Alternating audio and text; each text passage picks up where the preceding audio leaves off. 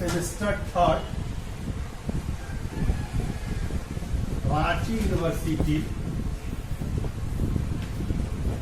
हैदराबाद का group theory start करेंगे।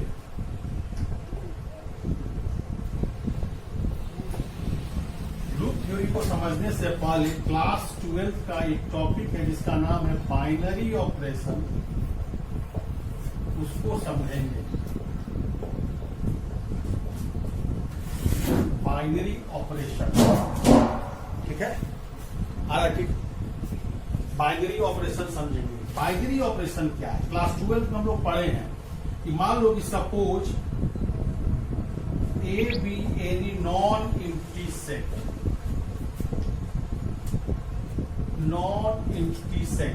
then any operation on A is called binary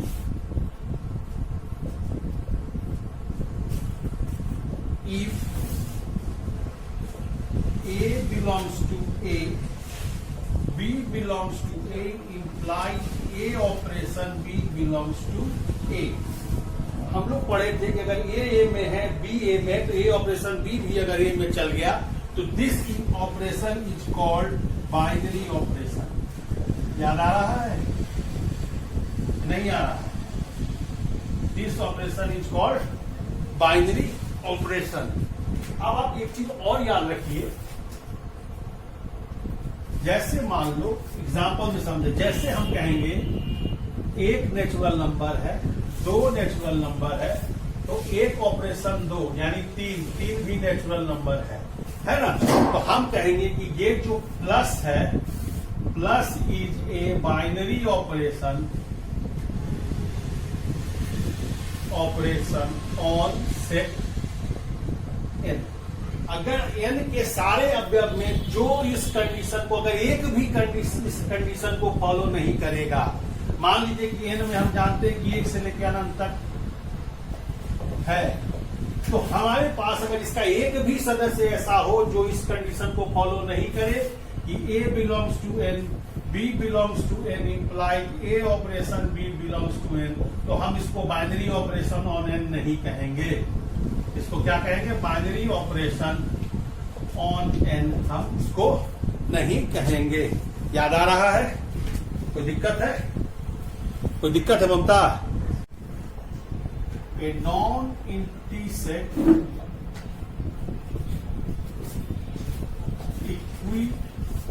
equipied with binary operation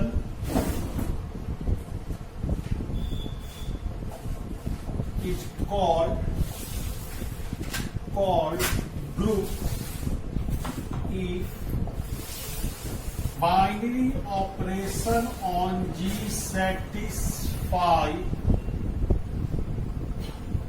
satisfy following postulates. First, closure property.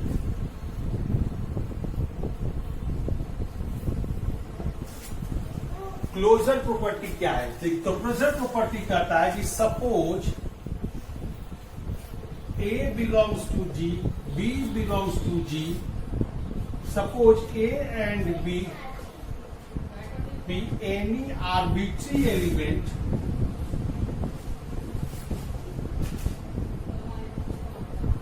of G, then A operation B also belongs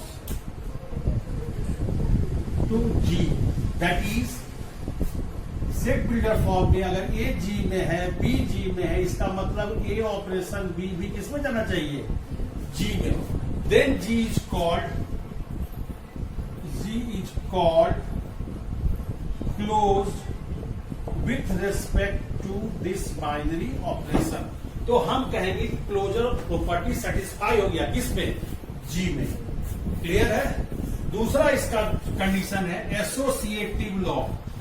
associative law ये कहता है कि if A B C belongs to G, then A operation B is equal to B operation C. That is, this composition follows associative. This composition follows associative law. This composition follows associative law. A, B, any arbitrary element of G, then there exists a unique element E in G such that A operation E बराबर A is equal to E operation A. Then we say that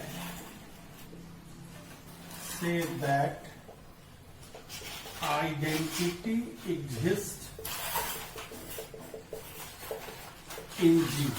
तब हम कहेंगे कि identity क्या कर रहा है, exist कर रहा है, किसमें, G में.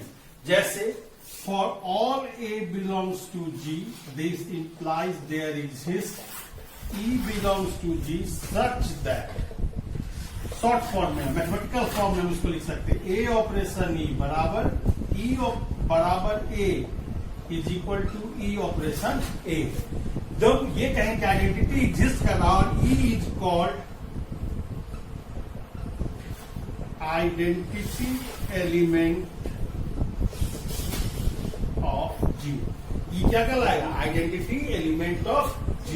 जैसे एग्जांपल, जैसे ये कोई सेट ऑफ इंटीजर ले रहे हैं, तो हम क्या देखते हैं, कोई भी एलिमेंट लें I में, तो A में 0 जोड़ेंगे तो A ही मिलेगा, 0 प्लस A. तो यहां पर 0 क्या कहलाएगा, 0 is called identity of I. तो 0 क्या कहलाएगा, आइडेंटिटी किसका, I का. इसके लिए फॉर बाइनरी ऑपरेशन, छोटा हवा निकाला, एडिशन. ठीक है, लिखो A, B, any arbitrary element of G, then बोला हवा नहीं, there exists an element B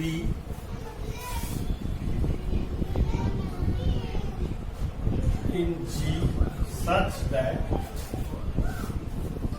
A operation B is equal to A, B operation A. Then B is called inverse of A. Then B is called inverse. अरे बंद करो ना बेटा, दम मत करके रखे हुए हो. A, B, any arbitrary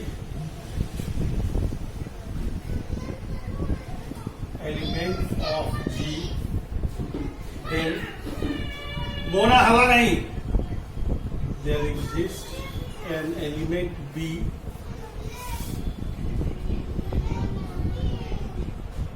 in G such that A operation B is equal to A, B operation A. Then B is called inverse of A. Then B is called inverse. अरे बंद करो ना बेटा, दम मत करके रखे हुए हो. इंपॉर्टेंट नोट को याद रखना है. जैसे इफ इन जी ऑपरेशन, इसको हम अलजेब्रिकल स्ट्रक्चर कहते हैं. अलजेब्रिकल स्ट्रक्चर,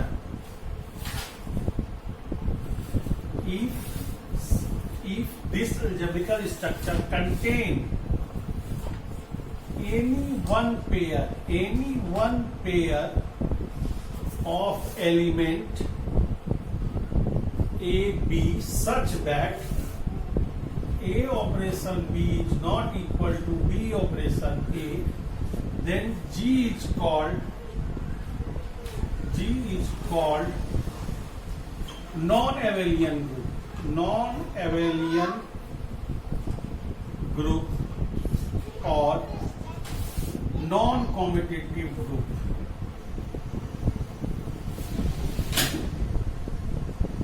एक बात और, if G with binary operation follows only associative law, then it is called semi group. Third कहता है कि ऐसा कोई बाइनरी सेट जो सिर्फ पहले क्लोजर हो जाए, बाइनरी ऑपरेशन हो जाए, और बाइनरी ऑपरेशन होने के बाद सिर्फ और सिर्फ क्या करे, एसोसिएटिव लॉ को फॉलो करे, तो उसको हम लोग क्या करते हैं, क्या है वो, सेमी ग्रुप है ना, सेमी ग्रुप है। क्लियर हो गया, समझ रहे हो। अगर कहता है ए set G occupied with binary operation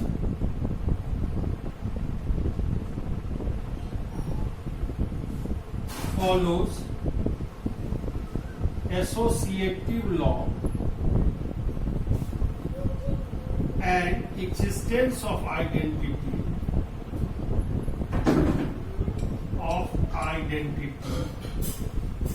is called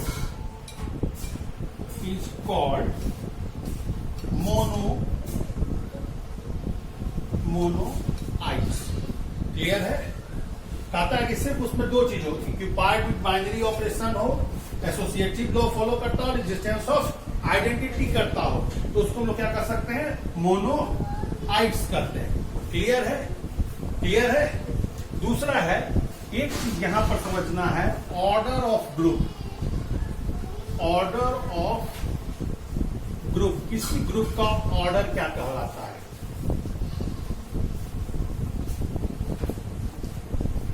देखो, ऑर्डर ऑफ ग्रुप मतलब कहता है कि नंबर ऑफ एलिमेंट